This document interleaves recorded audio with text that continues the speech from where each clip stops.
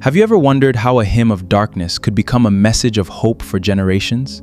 This is the remarkable story behind Onara Loloronwa, God Moves in a Mysterious Way.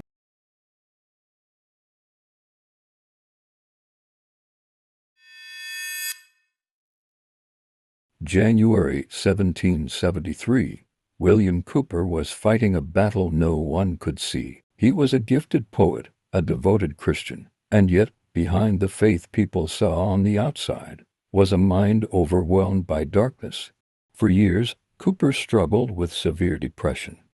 And in one of his darkest moments, he became convinced that God had abandoned him. Came a night that would become part of one of the most remarkable stories in Christian hymnody.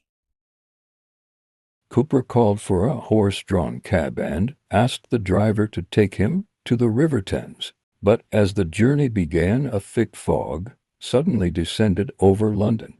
The driver could barely see the road ahead. Hour after hour, the cab wandered through the darkness, unable to find its way. But after wandering for nearly an hour, the driver finally admitted that he was lost. He could no longer find the way to the river.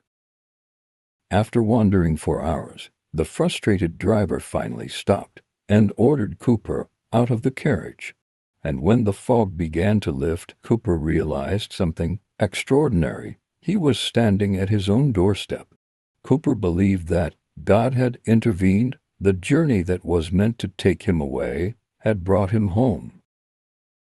Cowper returned to his room, still shaken by what had happened. He had set out believing he was lost. Yet somehow, he had been brought back home, and at his desk, something began to take shape. Words became lines, lines became a hymn born out of darkness, but pointing toward the light. But the hymn did not remain with Cowper alone. His friend and fellow minister, John Newton, recognized its beauty and its message of faith. Together, Cowper and Newton compiled a collection of hymns known as Olney Hymns, and within its pages Cowper's hymn would begin a journey far beyond Olney. From the quiet village of Olney, the hymn began to travel. It moved from one congregation to another, from one heart to another, and the words that had been born in Cowper's darkest hour began to speak hope to countless others. What began as one man's song of faith was becoming a hymn for generations.